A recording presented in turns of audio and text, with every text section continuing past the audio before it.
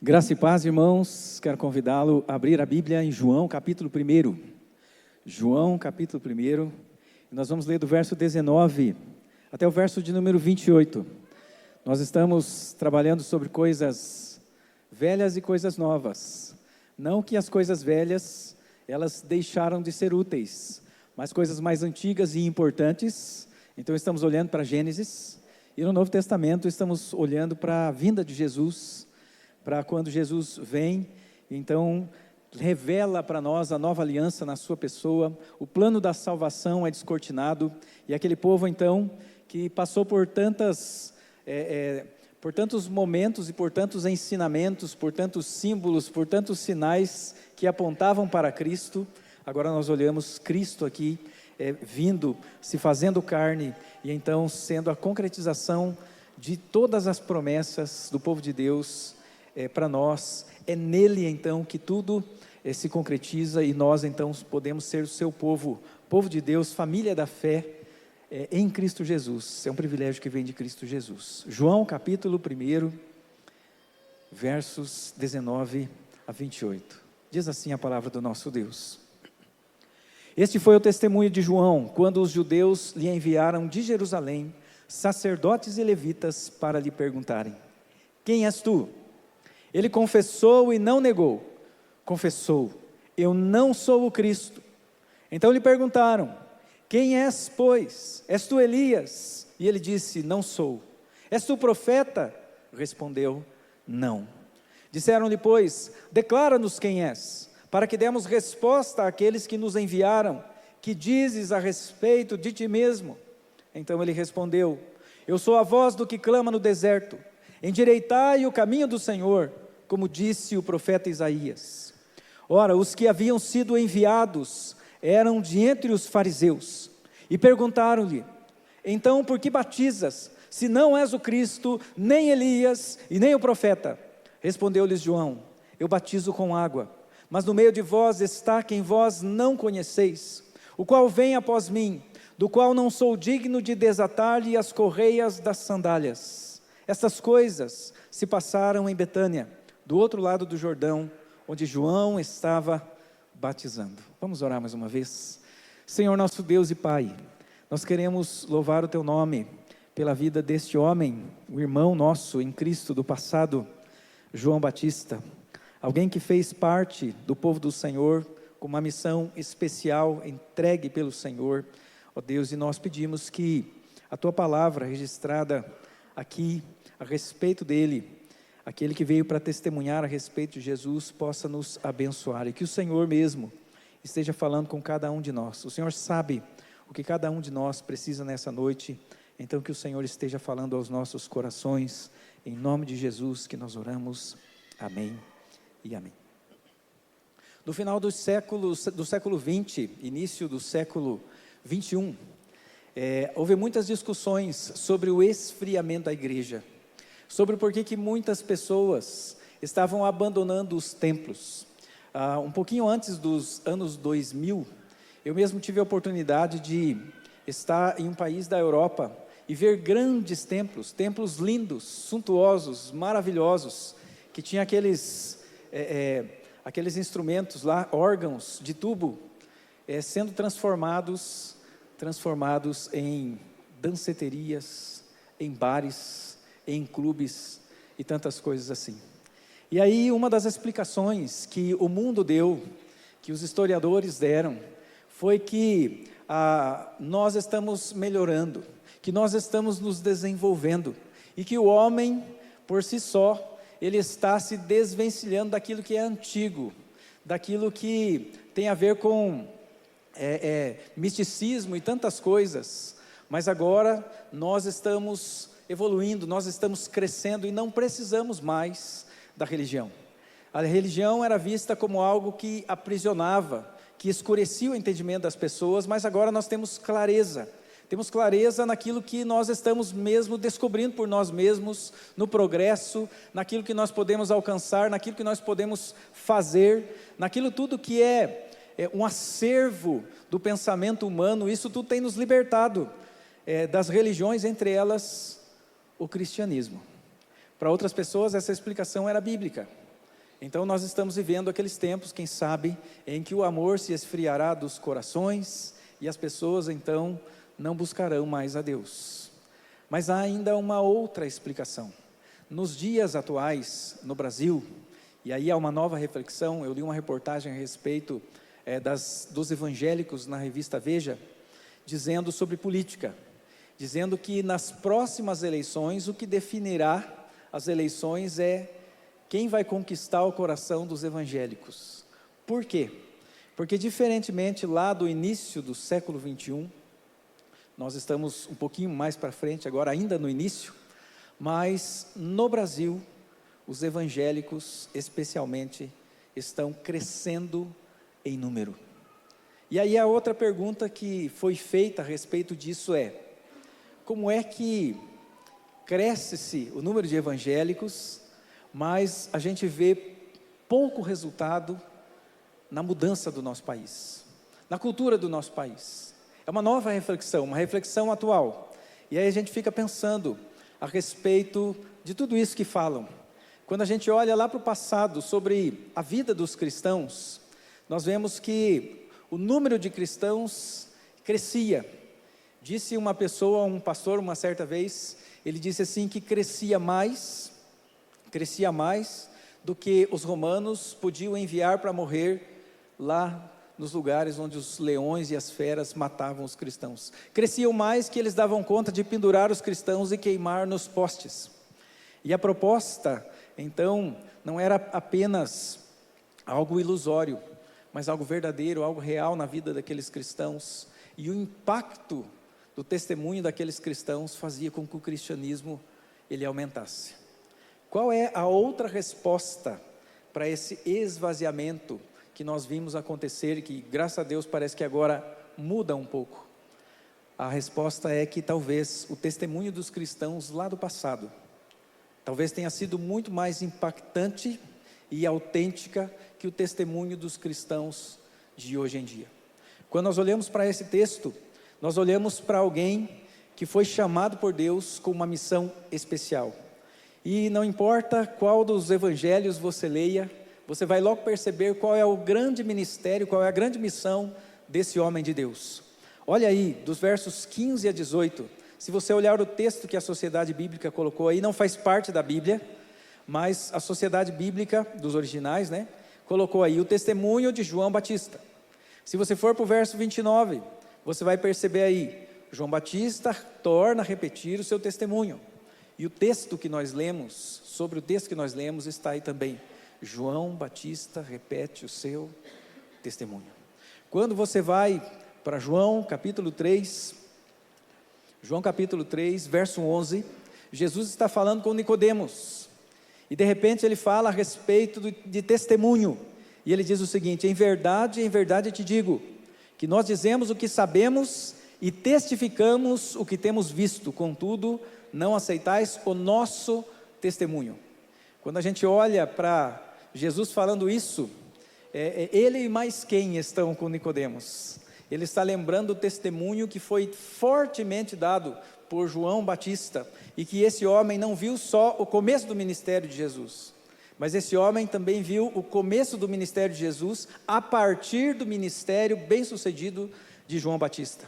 Se você voltar aí para o capítulo 1, você vai ler no verso 6, houve um homem enviado por Deus, cujo nome era João, este veio como testemunha, para que testificasse a respeito da luz, a fim de todos virem a crer por intermédio dele. Se você olhar para todos os evangelhos, considerando que o evangelho de João, no evangelho de João, 92% daquilo que está aqui é exclusivo. Você tem algumas partes que se repetem em outros evangelhos. Você vai ver especialmente sobre esse texto que é o texto de hoje, ali logo embaixo do texto que a Sociedade Bíblica pôs, referências de todos os evangelhos. Mateus capítulo 3, Marcos capítulo 1 e Lucas capítulo 3, versos 1 e 18. Ou seja, todos os evangelhos, os evangelistas reconhecem a importância deste homem e a importância do seu ministério. O próprio Jesus vai dizer a respeito dele o seguinte, que daqueles nascidos de mulher, não houve alguém como João Batista. Mas Jesus completa, mas daqueles que fazem parte do reino de Deus, todos vão ser maiores que João Batista. Isso implica em quê? Implica na missão para nós. Há uma pergunta aqui a respeito de João. Eles querem saber: quem é você, João? Quem é você? E a pergunta para nós hoje, como igreja do Senhor, é: quem é você? Quem somos nós? Como é que nós estamos vivendo? O que nós fomos chamados para fazer? E aí, quando nós olhamos para a vida de João, nós vemos que antes mesmo de João nascer, Deus vai falar com o pai de João, dizendo assim que eles teriam filhos. Ele duvida que ele teria o filho, né, João? Ele duvida, por isso fica sem falar um tempo. Mas o anjo do Senhor diz para ele que a missão de João era ser testemunha do Cristo que viria. E depois nós vemos tudo acontecendo, e aí nós vemos a vida de Jesus, e Jesus, quando é assunto aos céus, a Bíblia vai dizer para nós, na comissão, na grande comissão em Atos, mais ou menos a mesma coisa. A Bíblia vai nos comissionar a sermos testemunhas. Diz aí: mas recebereis poder, Atos capítulo 1, verso 8, ao descer sobre vós o Espírito Santo. Para quê? E sereis minhas testemunhas, tanto em Jerusalém, como em toda a Judéia e Samaria, e até os confins da terra. A semelhança de João Batista, nós somos chamados para sermos testemunhas. A semelhança de João Batista, nós fomos eleitos antes da fundação do mundo, escolhidos por Deus para o louvor da sua glória. Efésios capítulo 1, versos 4 e 6.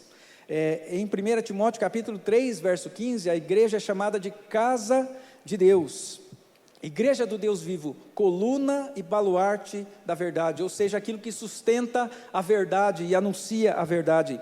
Em 1 de Pedro capítulo 2, verso 10, nós somos chamados de muitas coisas: de raça eleita, de sacerdócio real, de nação santa, de povo escolhido de Deus.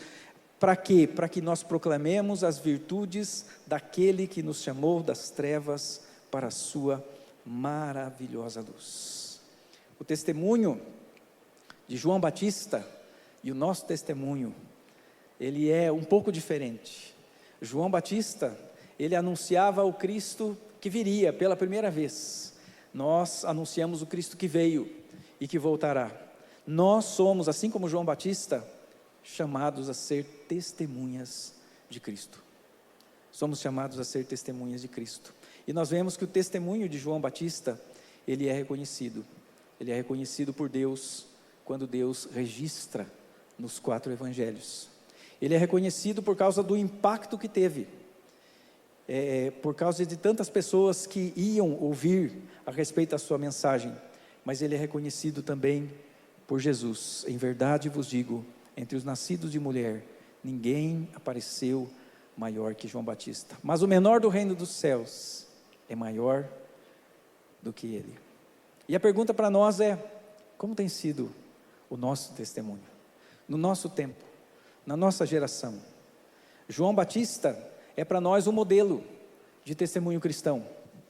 Quando nós queremos saber como que é uma verdadeira testemunha de Cristo, nós podemos olhar para João Batista e então tirar ensinamentos a respeito de como é uma verdadeira testemunha de Cristo.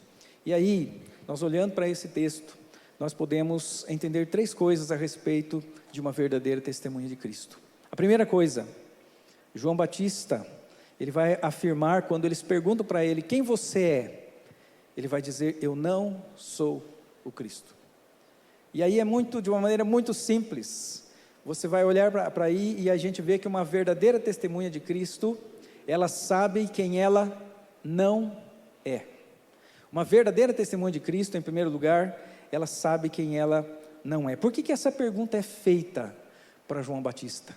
Essa pergunta é feita para João Batista, porque lá em Mateus capítulo 3, verso 5, diz que saíam ter com ele Jerusalém, toda a Judéia, e toda a circunvizinhança do Jordão. E ele batizava essas pessoas e elas confessavam os seus pecados.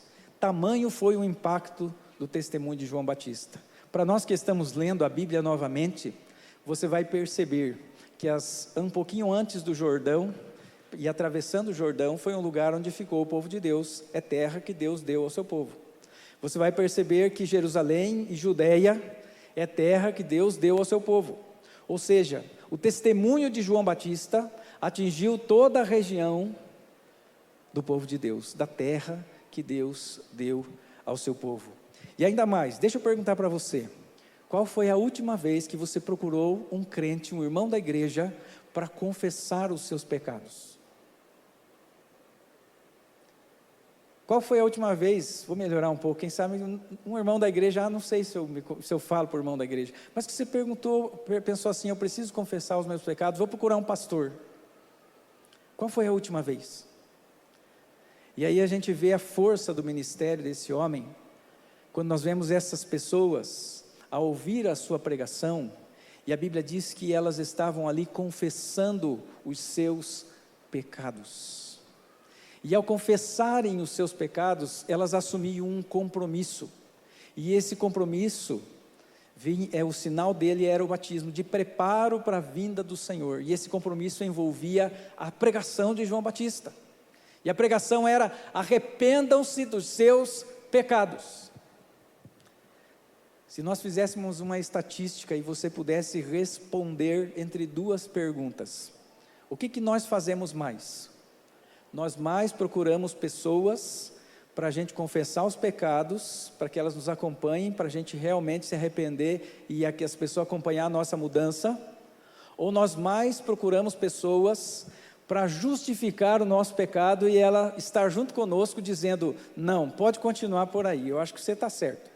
O que nós fazemos mais? Tamanha foi a força da pregação desse homem. É interessante, isso incomodou aquelas pessoas que eram autoridades, aquelas pessoas que tinham posições, e essas pessoas então ficaram preocupadas, porque, eu não sei se você sabe, mas não foi João Batista que inaugurou o batismo. Havia pessoas que eram batizadas, as pessoas que iam se convertendo ao judaísmo eram batizadas pelo povo lá do templo. Era um jeito que eles tinham, a gente não vê isso na Bíblia, mas a história traz isso. E o que acontece agora? Todo o povo, de todo lugar, de todo Israel, está saindo daqui. Eles vêm aqui também, mas eles estão saindo daqui, e eles estão se reunindo, aonde João está, eles vão escutar a sua pregação, e eles estão sendo batizados. Só que não eram só os gentios, os judeus também, todos estavam sendo batizados, e essas pessoas então, elas se preocupam. Uma das dúvidas, e lá em Mateus a gente percebe isso, o povo tinha essa dúvida, em Mateus, ou melhor, em Lucas, é dito que algumas pessoas tinham expectativa no seu coração, de que João fosse o Cristo, de que ele fosse o Messias, e é por isso que quando eles perguntam: quem é que você é? Ele logo diz: eu não sou o Cristo. Eu gostaria que você imaginasse João Batista nos dias de hoje, com mídias sociais.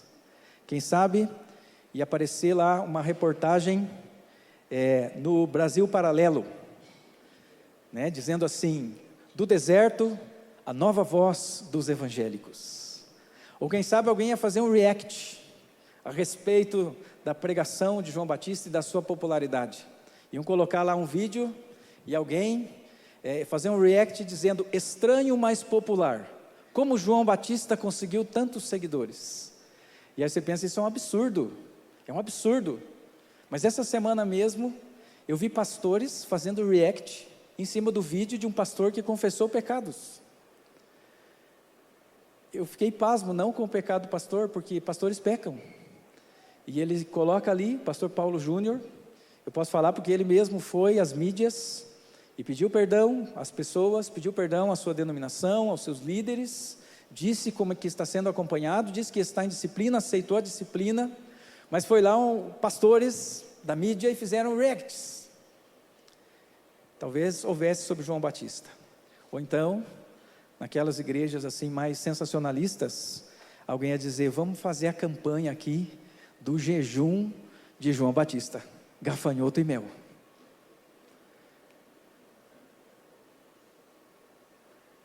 Infelizmente nós somos assim, irmãos. E aqui, provavelmente, muitas pessoas, ao mesmo tempo que estavam colocando a sua fé na pessoa errada, estavam direcionando o seu amor a Deus, à pessoa errada, mesmo que ele era um homem de Deus. Havia outras pessoas que estavam com medo do destaque que Deus estava dando. E por que é importante, por que foi importante ele dizer quem ele não era? Primeiro ele diz, eu não sou o Cristo. Depois vão perguntar para ele, então você é Elias. Embora ele venha, e a profecia diz que ele veio no espírito de Elias, e o próprio Jesus diga que figuradamente ele é Elias como um profeta, representando o profetismo, novamente, a reabertura do profetismo. João Batista sabe que ele não é o Elias, ele não é o Elias que foi assunto aos céus, através daquela carruagem, ele sabe que ele é o João. Até Batista, nem foi ele que escolheu esse nome, não era o nome dele, falavam Batista porque ele batizava, as pessoas que falavam assim dele, ele era o João, e ele sabia quem ele era, e sabia quem ele não era Elias, ele também não era o profeta, ele era um profeta, mas ele não era o profeta. Qual é o profeta que essas pessoas perguntam para ele? Diz assim no verso 21, és tu o profeta? E ele respondeu, não. Lá em Deuteronômio, capítulo 18, você que começou a ler a Bíblia novamente esse ano, deve ter passado por lá, e visto que há uma promessa, de alguém como Moisés, que surgiria e que seria chamado o profeta, e essa promessa se refere ao próprio Cristo, a Jesus. Embora nós façamos com muita clareza a diferenciação do papel de Elias, associando ao papel de João Batista como aquele que preparou o caminho, para muitas pessoas, o próximo Elias também seria o Cristo. Então havia uma confusão aí, mas o que ele responde é que ele não era o Cristo que era prometido, é que ele não era Elias que estava prometido, e que ele também não era o profeta que estava surgindo. Ele era um profeta, ele veio no espírito de Elias, e ele veio preparar o caminho de Cristo, mas ele não era o Cristo. Você já ouviu aquela expressão, galinha que acompanha pato, morre afogado? Como é importante a gente saber quem nós não somos. A gente brinca com pessoas que fazem esporte quase que profissionalmente, e convida a gente, quer correr comigo? Eu falo, não, galinha que acompanha pato morre afogado. Mas há muitas outras coisas. O que acontece quando nós não sabemos quem nós não somos? Nós somos confundidos por este mundo. Nós somos confundidos pelo ambiente aonde nós estamos. E nós assumimos identidades que não são as nossas. Quer ver uma coisa? Às vezes a gente olha para o Instagram e olha que nas férias de fim de ano todo mundo está viajando. E aí você pensa assim, mas eu tenho que viajar também. E aí eu quero dizer para você, galinha que acompanha pato morre afogado. Veja se você tem verba para viajar. Senão o resto do ano vai ser uma lembrança das férias. Todo mês, naquela fatura chegando, vai ser a lembrança das férias. Não tinha condição, mas tentou fazer alguma coisa que não era você, não foi aquilo que Deus deu para você, não foi a condição que Deus deu para você. No Novo Testamento, nós vemos um casal, Ananias e Safira. Eles põem o olho em quê? Em um crente. Eles olham lá para aquele crente e veem que aquele crente estava doando os seus bens e que as pessoas estavam dizendo, puxa vida, olha que crente. E eles vão e querem fazer a mesma coisa. Eles querem ser aquele outro, eles querem ser Barnabé. E eles vão se colocar numa enrascada enorme, eles vendem lá a sua propriedade, não sei se por safadeza ou porque não podiam mesmo de se desfazer de todo o dinheiro, mas eles mentem, eles querem se fazer de Barnabé, de um crente como Barnabé, mas eles vêm mentir para a igreja. E é interessante, né, o fato de que quando foi mentido para a liderança da igreja naquele tempo, o juízo veio como morte. Tanto Ananias como Safira morreram mentindo, por querer ser aquilo que eles não eram. Muitas vezes nós olhamos para a eloquência de outras pessoas, nós olhamos para a beleza das outras pessoas, nós olhamos para as viagens das outras pessoas, nós olhamos para tantas coisas das outras pessoas, e aí nós começamos a compor a nossa identidade. Eu quero a eloquência desse, a inteligência daquele, a beleza daquele outro. Nem essas pessoas não são tudo isso que você quer ser. E o mundo, ele traz armadilhas para nós, para que a gente queira ser aquilo que nós não somos, aquilo que nós não damos conta de ser. Ultimamente nós temos ouvido e visto pessoas questionando a nossa identidade com respeito à nossa sexualidade. Então nós nascemos homem, do sexo masculino, mulher, do sexo feminino, e o mundo conseguiu convencer, usando um truque de palavras, porque não existe gênero masculino e feminino, é na língua portuguesa. Para homem, mulher e bicho, biologia, é sexo masculino e feminino. Com um jogo de linguagens e um monte de discursos, naquela ideia de vamos repetir a mentira, isso vai se tornar verdade. Nós estamos vendo pessoas que nasceram homens, mas o mundo diz, você não quer ser mulher? E ela não sabe que se nasceu homem foi porque tem um Deus sábio, santo, poderoso, que trouxe ela assim. Ou vice-versa. E aí nós estamos vendo o que está acontecendo no mundo. Eu não estou dizendo que as pessoas não podem ter tentações nesta área. Assim como, de repente, um homem e uma mulher héteros têm tentações na área sexual, alguém que tem essa aprovação pode ter tentações para outra área. E por isso é preciso saber quem nós não somos criados para ser. Deus é quem diz, Deus é quem define. Veja a confusão, mas isso foi mais longe. Há pessoas que dizem, eu sou um carneiro. Já começa errado, porque carneiro não fala, né? Mas ela diz, eu sou um carneiro e vem reivindicar o direito de eu ser um carneiro. E ai de você se falar que eu não sou um carneiro, eu entro na justiça. Carneiro não entra na justiça, gente. É uma coisa muito estranha. É uma coisa muito estranha. Mas porque as pessoas, elas não têm certeza de quem elas não são.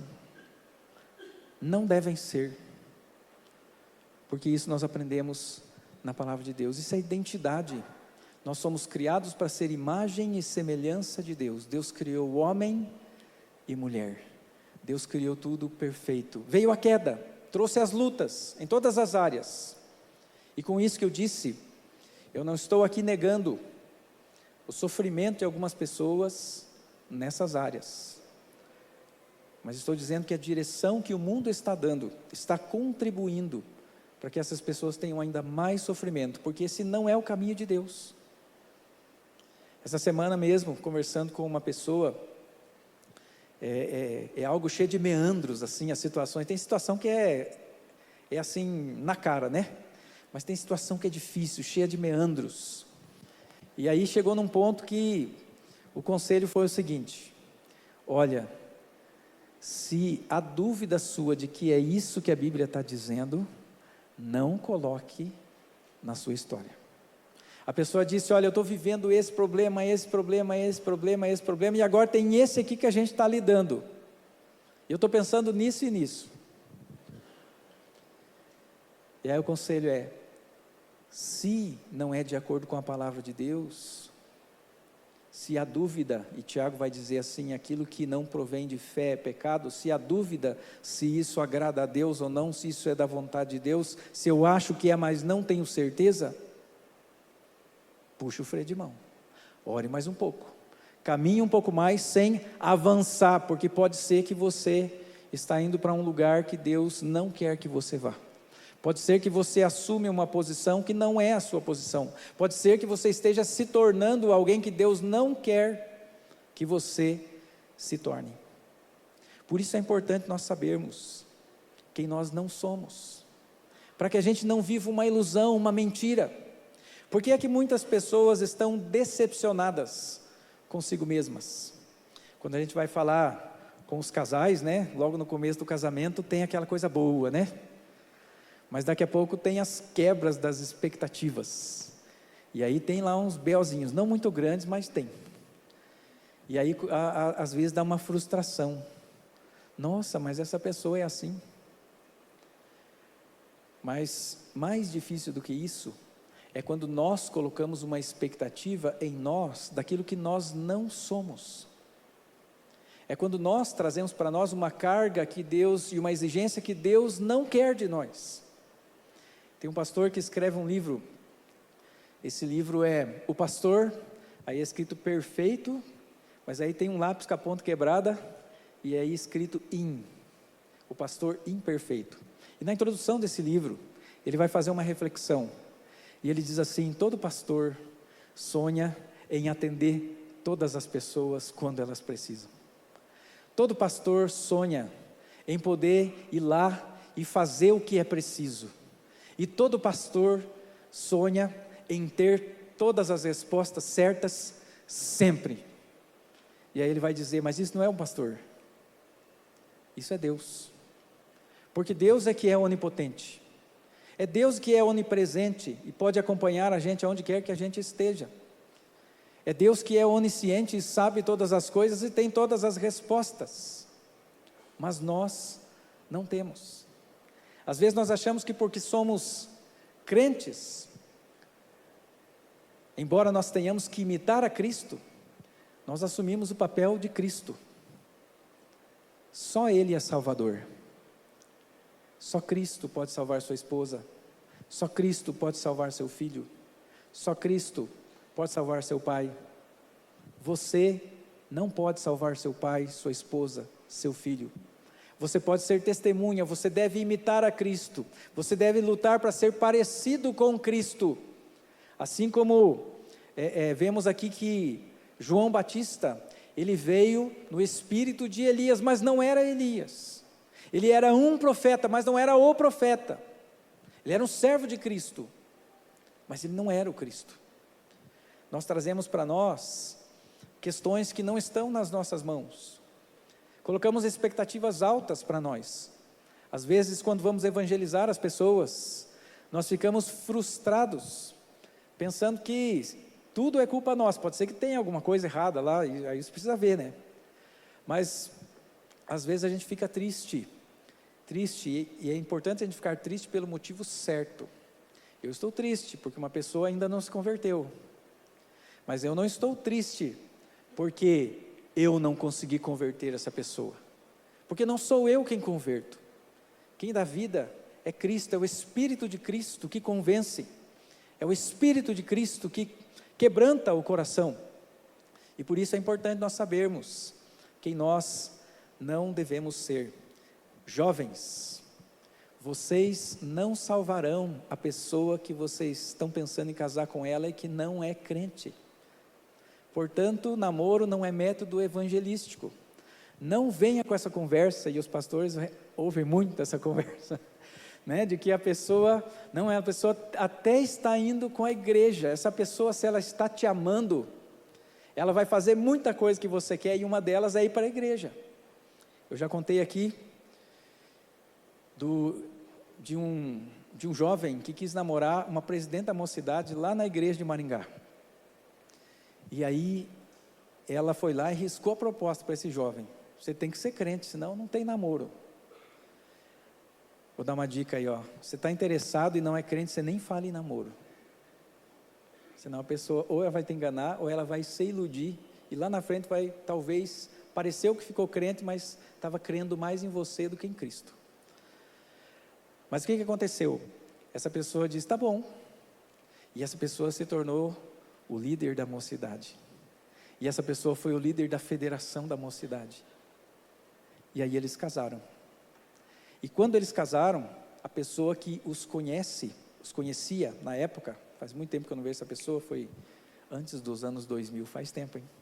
Disse para mim, olha, tenho dó dessa menina, e contou essa história, e disse assim, porque eles casaram, ele não deixou ela ir para a igreja mais. Então você, jovem, homem, moço, moça, você não converte o coração da pessoa por quem você está apaixonado. Fale do Evangelho e espere para contar mais tarde, se a pessoa se converter, se ela ficou crente ou não. Cuidado, você não é o Cristo. Você não é o Cristo. Não venha com essa, pastor, mas eu estou trazendo para a igreja. Você não é o Cristo.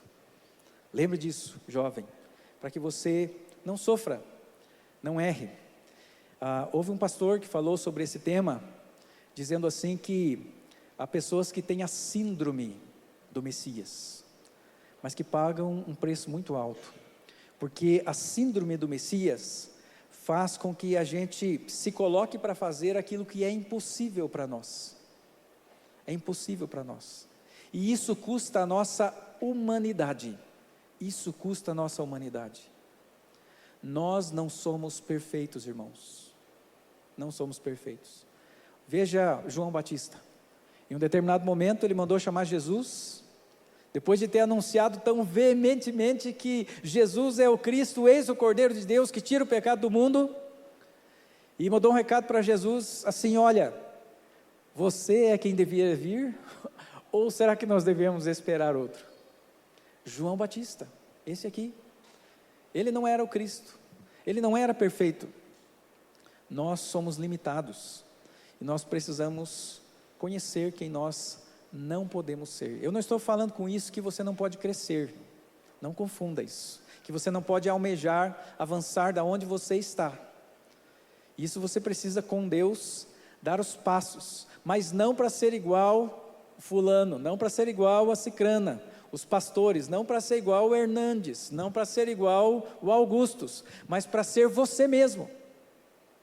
Você mesmo, um servo de Deus que cresce na presença de Deus, para viver diante de Deus, e agradar a Deus, e ser um instrumento de Deus. Em segundo lugar, uma verdadeira testemunha, é aquela que sabe quem ela é. Se primeiro ela sabe quem ela não é, ela sabe quem ela é. Lembrei de outra frase, né? Uma frase bem conhecida sobre quem nós não somos, né? Então a gente diz assim para as nossas mães, mas fulano faz, né? E o que a mãe diz para a gente? Você não é fulano. Mas o filho de fulano faz, você não é filho da fulana ou do cicrano. Mas todo mundo faz. Você não é todo mundo. Nós não somos o Cristo, nós não somos todo mundo. Eu e você, cada um de nós, somos pessoas que precisamos conhecer a nossa identidade diante de Deus. E é aqui que nós vemos do verso 22 ao 23, 22 e 23, esse ponto. Diz assim: disseram-lhe, pois, declara-nos quem és, para que demos resposta àqueles que nos enviaram. Que dizes a respeito de ti mesmo? Então ele respondeu: eu sou a voz do que clama no deserto, endireitai o caminho do Senhor, como disse o profeta Isaías. É como se esses homens tivessem dito assim: tá bom, não quero saber o que você não é, pare de dizer o que você não é, mas o que você diz a seu respeito então, já que está toda essa gente aqui, se reunindo em volta de você, e eles ouvem você, o que você diz a seu respeito? Se nós estamos errando aí todas as alternativas, o que é que você diz a seu respeito? E ele diz em primeiro lugar, que é alguém que não precisa ser visto, que não precisa ser visto. Ele diz que é a voz. Alguém já viu uma voz aqui? Não dá para ver, mas muitas pessoas querem aparecer. Ele é também alguém que não depende dos holofotes. Eu sou a voz que clama no deserto. Eu sou a voz que clama no deserto. Eu não fui atrás das coisas, eu não estou atrás dessa gente toda aí, para que elas fiquem me olhando, eu não quero as luzes. E ele é também, em terceiro lugar, um servo do Senhor, segundo a sua palavra. Ele proclama: endireitai o caminho do Senhor, como disse o profeta Isaías. Por quê? Porque ele está servindo em primeiro lugar a Deus que o chamou para anunciar a Cristo. E em segundo lugar, as pessoas que precisavam de Cristo Jesus. Ou seja, ele é um servo comissionado por Deus, segundo a Escritura, segundo a palavra, que não buscava holofotes e que não buscava ser visto. Um servo que só buscava cumprir aquilo que Deus o chamou para fazer. Por que isso é importante, irmãos? Porque muitas vezes nós ficamos tristes. Nós ficamos tristes. Eu espero que não aconteça, né? Mas eu já vi muitas pessoas que foram para o ministério. Nunca passei por isso. Espero que Deus me dê força se eu tiver que passar por isso. Mas pessoas que foram para o ministério e fizeram muitas coisas ali. Mas de repente uma pessoa, ou outra pessoa, ou um conjunto de pessoas, ou a igreja inteira, não reconheceu aquele sacrifício, né? Não reconheceu. Não viu o quanto eu era importante. Não viu o quanto eu fiz. Aí a pessoa diz aquela outra frase, né? Nada bíblica. As pessoas veem quantas bebidas eu tomo, mas não veem os tomos que eu caio. E a pessoa começa a se amargurar.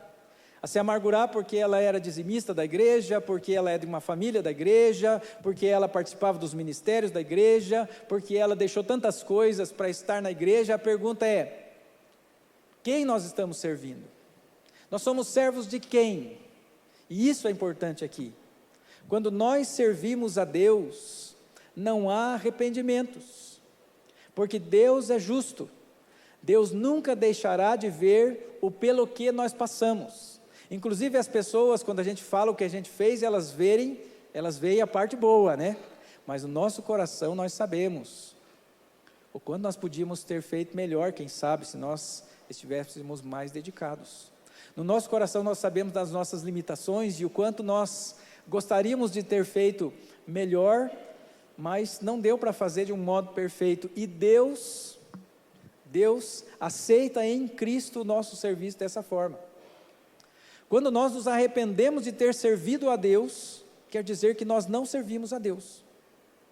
Quer dizer que nós servimos a homens. Que nós, ao contrário de João Batista, não procuramos servir as pessoas de todo o coração porque somos servos de Cristo, mas procuramos barganhar com as pessoas. Barganhar relacionamentos, barganhar privilégios, barganhar, quem sabe, você tem que ficar do meu lado e não do lado do outro. Barganhar circunstâncias, porque eu me aproximei e eu me doei com um amor cristão. Eu digo para você, se você fica triste por ter servido a alguém, e diz que isso é amor cristão, não é. Porque nós servimos as pessoas por amor a Cristo, e também por amor a essa pessoa. E o desafio para nós é que nós amemos os nossos inimigos. Esse é o desafio para nós. O desafio não é a gente amar só quem nos ama, só quem a gente faz as coisas e daí as pessoas ficam nossas amigas. Eu tenho amigos, é muito bom, fui lá nas férias, fiquei na casa de um amigo, que foi aqui da igreja, maravilhoso. Mas eu não devo exigir dele que ele faça coisas, porque eu fui o pastor dele. E nem ele deve se colocar numa posição, eu vou exigir agora. É o crente cliente, né? Ó, eu vim na igreja, hein? Cuidado, senão eu vou em outra. O que vocês têm aí nessa igreja para mim? Né? Essa coisa assim, né? O que tem aí para me atender? E aí aquela coisa assim de que nós, a gente vem para o culto para entregar a Deus, para se doar a Deus, para adorar a Deus. E é Deus quem vai dizer para nós se em Cristo Ele recebeu o nosso culto. Mas muitas vezes a gente sai do culto e diz, hoje eu não gostei do culto. Tá bom, não era para você, era para Deus. O culto não é para nós, em primeiro lugar.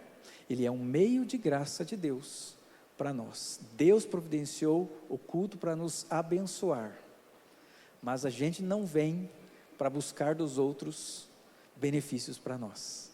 A gente vem para se somar aos nossos irmãos na adoração a Deus, na consagração, no renovo e no fervor da nossa missão. É importante nós sabermos quem nós somos, para que a gente não fique triste ao colocar questões e tentar trocar o serviço que a gente diz que é para Deus, por coisas, por favores, e tantas outras coisas aí que eu não pensei na minha mente, que nós podemos, de repente, tentar colocar aquilo que nós fizemos, dizendo que era para Deus, para que eu seja atendido, mas a minha vontade não foi feita, ou eu fui, pisaram no meu calo, me machucaram, não, agora me arrependo daquilo que eu fiz. Cuidado com isso, nós somos servos, somos chamados, Deus nos deu poder, com a presença do Espírito Santo de Deus, para sermos testemunhas. Quando nós trazemos aqui novos membros, e também, em especial as crianças, nós perguntamos para os pais: vocês prometem que vocês vão ser modelos de piedade? Em outras palavras, nós estamos perguntando: você promete que vai ser uma testemunha cheia do Espírito Santo, poderosa em Deus, para que o seu filho conheça Cristo através da sua vida? Essa é a pergunta esse é o compromisso que nós temos diante dos nossos filhos e diante do mundo, mas também diante dos nossos irmãos. Eu me lembro uma vez que um jovem, ele se aproximou de mim e tal, e eu estava passando por uma crise pessoal, e a crise envolvia definições teológicas, na minha situação ali, e ele era novo na igreja, e aí naquela amizade ali, com dois jovens, esse jovem quis saber, e eu, será que conto as minhas dúvidas? E aí contei. Gente, quase que esse homem perde a fé. Eu estava lidando ali com as dúvidas, sabendo que era, mas veja o cuidado que hoje, depois daquele momento, eu passei a ter. Até onde que eu posso abrir o meu coração e chorar as minhas mágoas? E com quem? Porque às vezes estou levando peso para alguém que não consegue me ajudar. Nós precisamos saber quem nós somos, nós precisamos caminhar de acordo com aquilo que a Bíblia diz a respeito de nós. Paulo vai dizer que a solução para um pensamento, um sentimento de inferioridade, ele não vai ser você ter um pensamento de superioridade. E o remédio também para um pensamento de superioridade não vai ser você começar a buscar pensamentos de inferioridade, mas o remédio é o Evangelho. Você não pensar além daquilo que você é, e a Bíblia é quem nos mostra, e o povo de Deus, a vida com Deus, vai nos mostrando quem nós somos. Nós somos testemunhas, nós somos servos de Deus, mas nós temos um privilégio muito maior ainda do que de sermos servos. Jesus vai dizer para os seus discípulos: já não vos chamo servos, vos chamo amigos. Mas a Bíblia ainda vai dizer para nós que nós somos família de Deus, herdeiros e co-herdeiros com Cristo. Somos feitos filhos de Deus, mais que servos de Deus, somos família de Deus, e nós precisamos lembrar de quem nós somos, tanto para que a gente não assuma e não jogue com aquilo que nós fazemos no nosso serviço, mas para quando o mundo traz circunstâncias, a gente não se sinta abandonado, a gente não se sinta, esqueça de quem nós somos, de que Deus é o Deus Todo-Poderoso, Soberano, que enviou o seu próprio Filho, para que aqueles que receberam, e você que recebeu Jesus, foi feito filho de Deus. Deus ama você, Deus cuida de você, Deus é por você. Paulo vai dizer: se Deus é por nós, quem será contra nós? Deus é o Deus todo soberano e poderoso, que está fazendo uma obra na nossa vida. Nós somos pessoas inacabadas, e Deus usa circunstâncias, Deus usa circunstâncias boas. Alguém te evangeliza, alguém te traz num culto, alguém traz você no Pink and Blue, e nos eventos da igreja. Mas Deus usa até mesmo as tragédias, para que nós amadureçamos. Há momentos em que nós precisamos, para crescer, de circunstâncias que Deus traz para a nossa vida, que se nós pudéssemos escolher, nós não escolheríamos, mas Deus escolheu. Por isso nós precisamos lembrar de quem nós somos. E em último lugar, uma verdadeira testemunha de Cristo, ela conhece a Cristo. É óbvio, né, irmãos? É óbvio, mas hoje a gente precisa dizer o óbvio. Nós vemos aí nos versos finais, depois que eles ouvem isso, diz aí verso 24: ora, os que haviam sido enviados eram entre os fariseus e perguntaram: então, por que batizas se não és o Cristo, nem Elias e nem o profeta? Então, como é que você vai estar fazendo isso? Na autoridade de quem? No nome de quem? Como é que você consegue reunir tanta gente aí? E João Batista responde o seguinte: eu batizo com água, mas no meio de vós está quem vós não conheceis, o qual vem após mim, do qual não sou digno de desatar-lhe as correias das sandálias. É como se João Batista dissesse assim: nossa, vocês estão impressionados? Estão impressionados, mas vocês não sabem, vocês não perdem por esperar, porque vocês não conhecem. Eu conheço, mas vocês não sabem, vocês não perdem por esperar aquele que vem após mim. E quem é esse?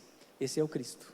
Esse é aquele que ele anuncia nos próximos 2 versículos, e nos 2 pedaços aí, as 2 perícopes, nós vamos ver ele dizendo: eis o Cordeiro de Deus, que tira o pecado do mundo. Esse é aquele de quem eu venho falando. Nós não sabemos se antes aí, quando eles eram jovens, quantas vezes os primos se encontraram, João e Jesus. Mas nós sabemos que ele conhecia Jesus não apenas por olhar para ele, mas ele conhecia Jesus por causa daquilo que foi revelado por intermédio do seu pai. Seu pai recebeu uma visita de um anjo, e o anjo inclusive disse qual seria o nome de João, um nome que não tinha na parentela deles. E ali foi dito quem João seria, mas quem é que João anunciaria? O sol da manhã viria. A ideia é daquele sol que dissipa as trevas, que vem chegando no horizonte, que diante da escura noite, o sol se levanta, e nós então somos presenteados com a vista de todas as coisas, e agora nós vemos, e agora nós estamos seguros se a noite nos trazia insegurança, aquele que rompe as trevas. E é interessante ele dizer: se vocês estão impressionados com o que Deus está fazendo através da minha vida, vocês não perdem por esperar por esse que vem, porque eu vou dizer uma verdade para vocês.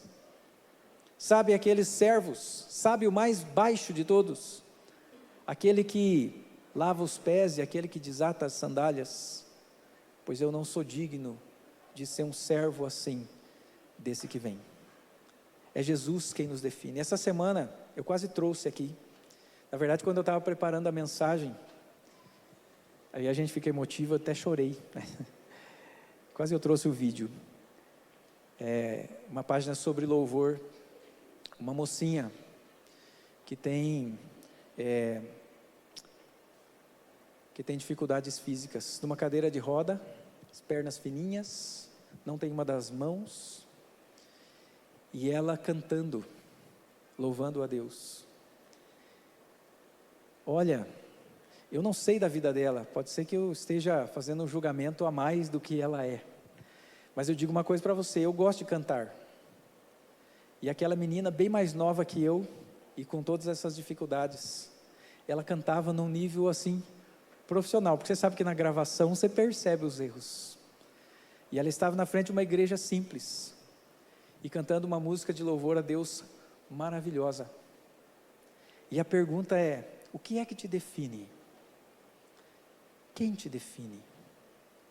Quem nos define? O que nos define é nós conhecermos verdadeiramente a Jesus, porque é Ele quem diz para nós quem nós somos, qual é a nossa importância, qual é o nosso papel, o que Ele tem nos chamado para ser.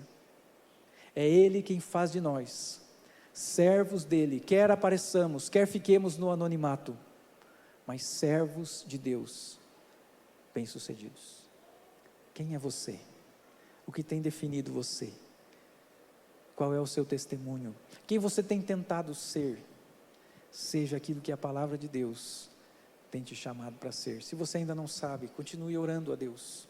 Conheça seus dons, talentos, mas uma coisa é certa: você era alguém perdido, um pecador, e quando Jesus veio morrer por você, para que você fosse feito filho de Deus, fosse cheio do poder de Deus, fosse feito livre para adorar a Deus, na presença de Deus, fosse feito família de Deus e povo de Deus, e foi cheio do Espírito Santo, para ser testemunha. Se você acha que você não tem muitos dons, mas você deve ter, adore a Deus com as suas limitações, como essa mocinha fez. Adore a Deus com tudo que você tem. Eu tenho certeza que você tem muitas coisas para com que louvar a Deus, porque foi o próprio Deus quem te deu dons, talentos, família, graça de Deus. Louve a Deus em todo o tempo, sabendo quem você é, sabendo quem você não é, mas seja uma fiel testemunha. Vamos orar. Senhor nosso Deus, obrigado pela vida deste homem, João, alguém que só não foi surpreendido pelo tanto de gente que estava perto dele, porque ele cria naquele que deu a missão para ele. Ele cria na maneira milagrosa que ele nasceu, pois sua mãe era estéril e seus pais já velhos quando ele nasceu. Então ele sabia que o seu ministério ia dar certo, porque foi o Senhor quem entregou para ele. Mas alguém que sabia que apesar de tanta popularidade, que apesar de tantas circunstâncias que poderiam tentar o seu coração, ele sabia que não era o Cristo, ele sabia que era um servo de Deus. Ele sabia também que, embora não fosse o Cristo, ele era alguém importante na obra de Deus, não por ele mesmo, mas por causa da graça de Deus.